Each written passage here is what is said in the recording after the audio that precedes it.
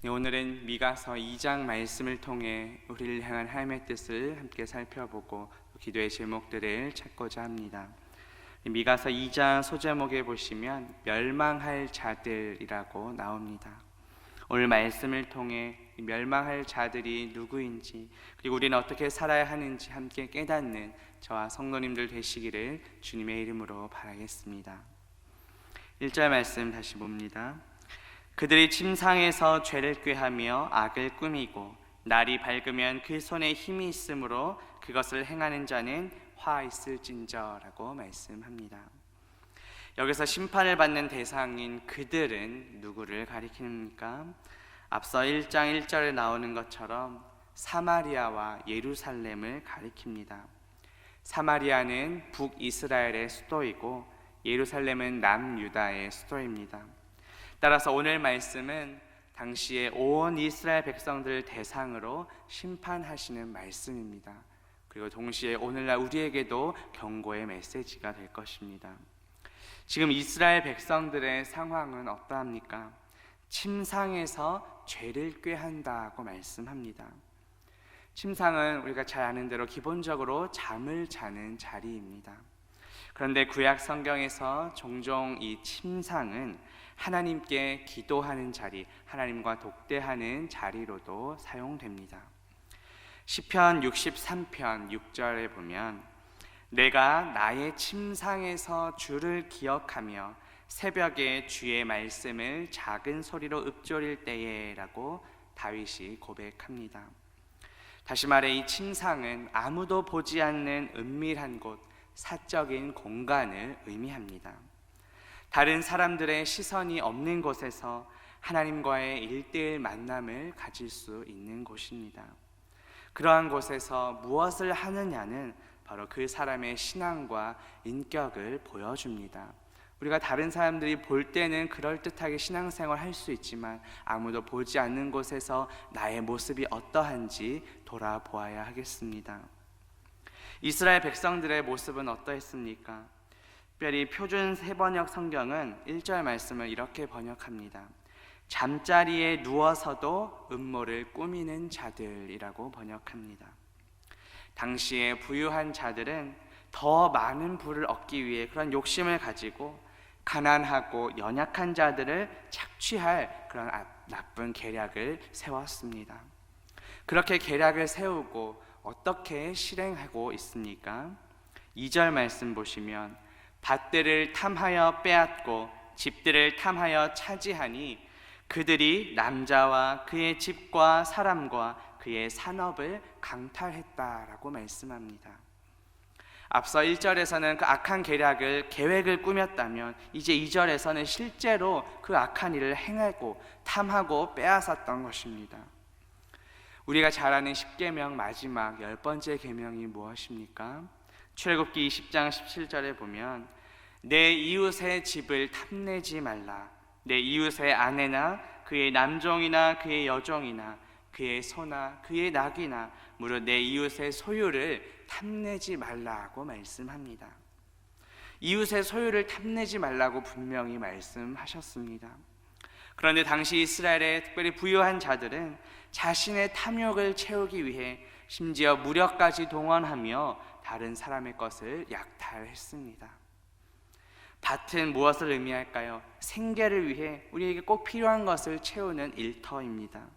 그리고 집은 가족과 더불어 삶을 살아가는 공간입니다. 밭을 탐하여 빼앗고 집을 탐하여 차지했다라는 것은 한 사람의 그 기본적인 삶마저 불가능하게 만들었다는 것입니다. 당시 이스라엘 백성들 중에 이렇게 악한 자들은 자신들의 탐욕을 채우기 위해 이 같은 죄악을 저질렀습니다. 그러자 이러한 죄악을 저지른 백성들을 향해 하나님께서 어떠한 심판을 내리십니까? 본문 3절 말씀 보시면 그러므로 여호와의 말씀에 내가 이 족속에게 재앙을 계획하나니 너희의 목이 이에서 벗어나지 못할 것이요 또는 교만하게 다니지 못할 것이라. 이는 재앙의 때임이라고 말씀하십니다. 하나님께서는 무엇을 계획하신다고 말씀합니까? 재앙을 계획하신다고 말씀하고 있습니다. 이 계획하다라는 단어가 앞서 1절에서 그 악한 자들이 죄를 꾀한다라고 했을 때 그 꾀한다라는 단어와 계획하다라는 단어가 같은 단어입니다.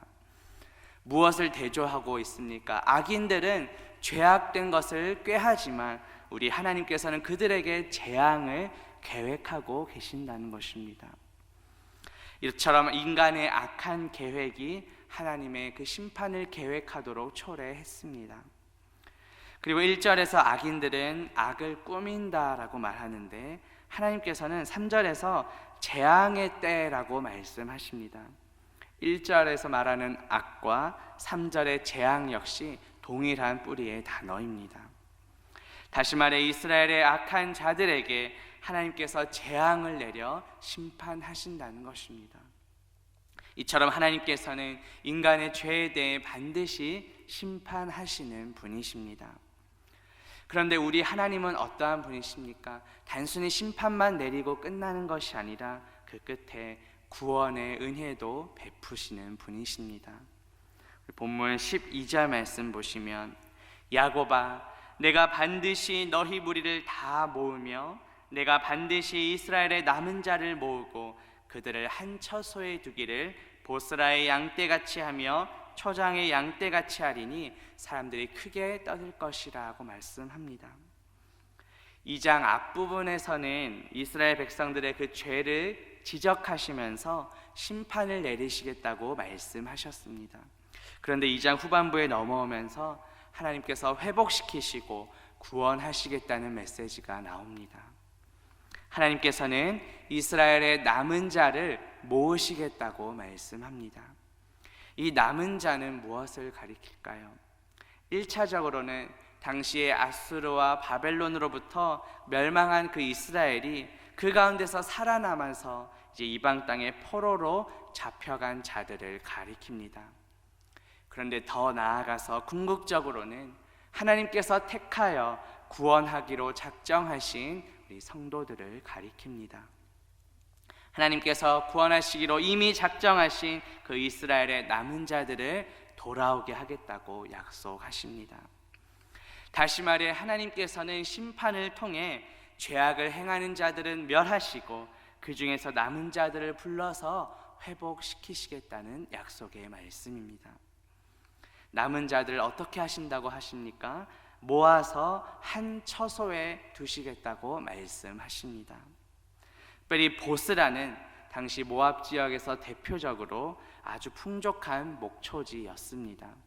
그래서 보스라의 양떼라는 말은 가장 풍족한 환경에서 자라는 살찐 양떼들을 가리킵니다.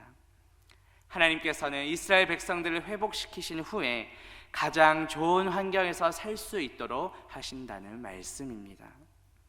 이 말씀에서 발견할 수 있는 우리 하나님은 어떠한 분이십니까? 바로 우리의 목자이십니다. 다윗의 시편 고백에서도 동일한 내용을 우리는 보게 됩니다. 시편 23편 1절에 보면 여호와는 나의 목자시니 내게 부족함이 없으리로다 라고 다윗은 고백합니다. 또 시편 100편 3절에 보면 여호와가 우리 하나님이신 줄을 너희는 알지어다. 그는 우리를 지으시니요 우리는 그의 것이니 그의 백성이요 그의 기르시는 양이로다 라고 말씀합니다. 이처럼 하나님께서는 우리의 목자이시고 우리는 하나님이 기르시는 양입니다. 우리의 목자 되시는 하나님께서는 우리의 삶을 인도해 가십니다. 오늘 본문 마지막 13절 보시면 길을 여는 자가 그들 앞에 올라가고 그들은 길을 열어 성문에 이르러서는 그리로 나갈 것이며 그들의 왕이 앞서가며 여호와께서는 선두로 가시리라고 말씀합니다. 이 말씀 속에서 발견할 수 있는 하나님은 어떠한 분이십니까? 바로 우리의 왕이십니다. 하나님께서는 우리의 왕이시며 우리를 보호하시고 인도하십니다. 길을 여는 자라는 것은 우리의 왕 되신 하나님께서 앞장서셔서 모든 대적들을 물리치시고 승리하신다는 뜻입니다. 이 올라가다라는 단어가 완료형으로 기록되어 있습니다. 앞으로 미래에 이루어질 일이지만 그만큼 이미 이루어진 것처럼 확실하기 때문에 완료형으로 사용한 것입니다. 이스라엘이 그 대적들과 싸움을 하고 전투를 치를 때 하나님께서 앞장서셔서 싸우시고 승리를 얻게 하실 것이라는 약속의 말씀입니다. 여호와께서 선두로 가시리라고 말씀합니다. 이 여호와는 신약에 넘어오면 주로 번역됩니다. 다시 말해 우리 주 예수 그리스도께서 우리의 대장 되심을 보여줍니다. 오늘 본문에 나오는 이 목자 그리고 왕 모두 다 예수 그리스도로 연결됩니다. 요한복음 10장 11절에 보면 나는 선한 목자라. 선한 목자는 양들을 위하여 목숨을 버린다고 예수님께서 말씀하셨습니다. 2장 앞부분에 나오는 그 이스라엘 백성들 못지않게 우리 역시 악한 죄인들입니다. 그런데 그러한 악한 우리 죄인들을 대신하여 예수 그리스도께서 십자가에서 대신 심판을 당하셨습니다. 우리의 선한 목자 되시는 예수 그리스도께서는 양인 우리를 위하여 대신 십자가에 달려 죽으셨습니다. 그리고 3일 만에 부활하셔서 우리에게 영원한 생명을 주셨습니다. 예수 그리스도께서는 사망 권세 이기시고 이미 승리하셨습니다. 우리가 살아가는 이 세상에서 악한 사탄 마귀는 끊임없이 우리를 넘어뜨리려 공격할 것입니다. 하지만 이스라엘 백성들보다 앞서가시며 승리를 주신 하나님께서 우리에게도 이미 승리를 주신 줄 믿습니다. 우리를 인도하시는 목자 예수 그리스도, 우리보다 앞서가시는 왕 되신 예수 그리스도만을 믿고 따라가는 저와 성도님들 되시기를 주님의 이름으로 바라겠습니다. 말씀을 맺으려 합니다. 오늘 말씀을 통해 멸망할 자들이 누구인지 그리고 우리는 어떻게 살아야 하는지 살펴보았습니다. 본문에 나오는 멸망할 자들은 당시에 악행을 꾀하던 이스라엘 백성들이었습니다. 하지만 오늘날로 적용해보면 죄와 허물로 이미 죽었던 우리 모두를 가리킵니다. 그런데 하나님께서는 이스라엘 백성들 중 남은 자들을 회복시키시고 구원하시겠다고 약속하십니다. 우리에게도 예수 그리스도를 보내셔서 구원하셨습니다. 예수 그리스도는 우리 죄를 대신하여 십자가에 달려 죽으셨고 3일 만에 부활하셔서 우리에게 영원한 생명을 주셨습니다. 예수 그리스도는 우리의 목자이시며 우리의 왕이십니다. 우리 주변에는 여전히 자기 자신이 목자인 것처럼 자기가 왕인 것처럼 살아가는 자들이 많이 있습니다. 그들에게 참된 목자여 진정한 왕이신 예수 그리스도를 전합시다. 우리의 목자여 왕 되신 예수 그리스도만을 믿고 의지하며 따라가는 저와 성도님들 되시기를 주님의 이름으로 바라겠습니다. 함께 기도합니다. 하나님 아버지, 오늘 말씀을 통해 멸망할 자들이 누구인지 우리는 어떻게 살아야 하는지 깨닫게 하시니 감사합니다. 멸망할 자들은 바로 죄와 허물로 죽었던 우리 모두였음을 고백합니다. 아무런 자격 없는 우리에게 예수 그리스도를 보내셔서 구원하시고 영원한 생명을 주시니 감사합니다.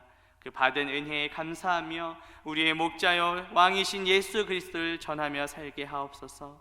예수 그리스도만을 믿고 따라가는 우리 모두가 되게 하옵소서. 예수 그리스도의 이름으로 기도합니다. 아멘.